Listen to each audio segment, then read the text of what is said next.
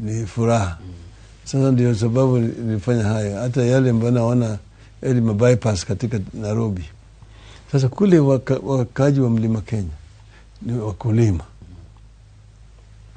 Mimi nimeenda kushughulikia mambo ya chai, majani chai, ambayo imekuwa na shida mingi zaidi kwa sababu hii ni monopoly ambayo imekuwa kwa hapo.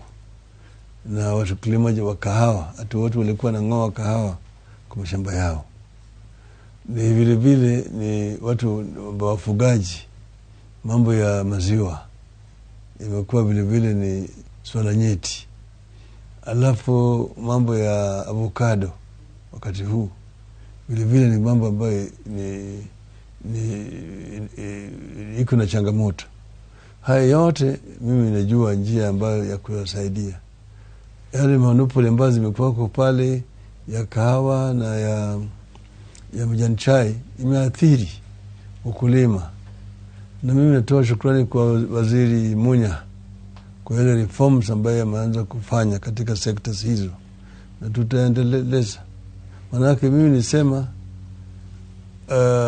ukulima mashinani inaweza kuleta utajiri kwa wakulima.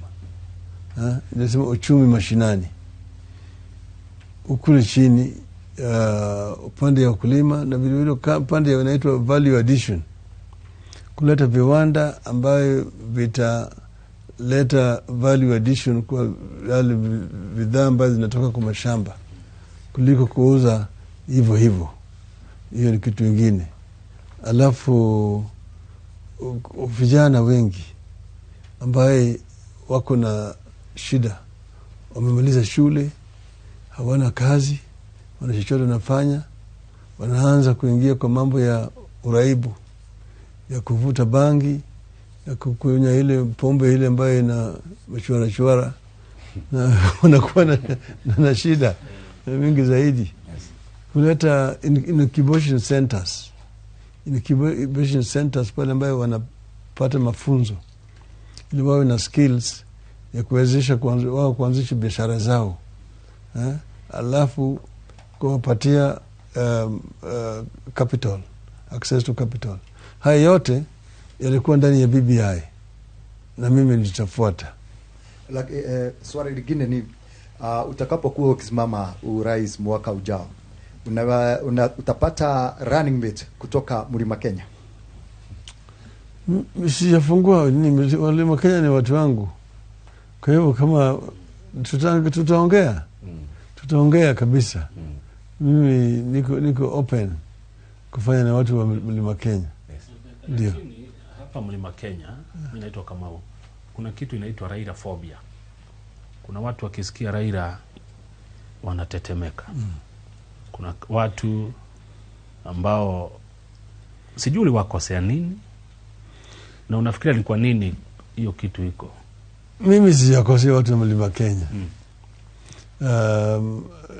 Wingi yake imekuwa ni porojo. Kwanza ile phobia kwanza ilikuwa wakati ile ya Nyayo, tulikuwa tunapigana na Nyayo. Na wakasema Raila ni mtu hatari sana, ambaye ukiwa naye karibu ni anaweza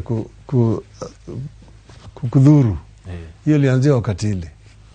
Lakini Mlima Kenya ni sababu mimi nimeshuchuana watu kutoka pande hiyo. Wakati tulikuwa tumetofautiana na Kibaki, kukawa sisi tuna kampeni. Hiyo ni moja. Ingine ni ya Uhuru. Lakini wacha nirudia kwa historia huko chini. Manake hii ni swala nyeti, nataka wadae vizuri. Kwanza ilianza na Jaramogi na Kenyatta. Wakati ile mbaki ilikuwa kuna hali hatari, na Jaramogi akapigania Kenyatta awachiliwe kutoka kwa jela. Alikuwa amepingwa katika bunge na wenzake kutoka Mlima Kenya. Mtu kama Kiano alipinga, hata Nyaga alipinga. Ukienda katika Hansard utaona hiyo. Lakini Jaramogi